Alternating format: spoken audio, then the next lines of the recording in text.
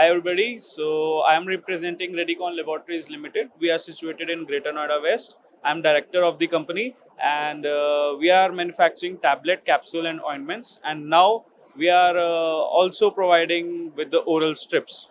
So oral strips is a new technology and it's an easier way. Without water you can have drugs and nutraceuticals at your end. Moreover, we are focusing on aphrodisiacs, erectile dysfunction, and premature ejaculation drugs.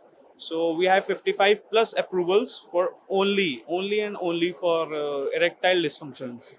Tablet, capsules, ointments, performance booster ointments. So these all products we are focusing on. Moreover, we also manufacture PPIs for third party and major we are doing export.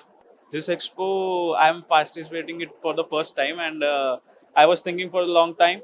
And now we already have a market in Afghanistan, and now we have to export to the other rest of the world markets.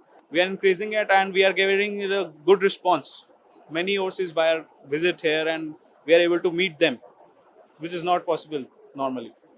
Thank you so much.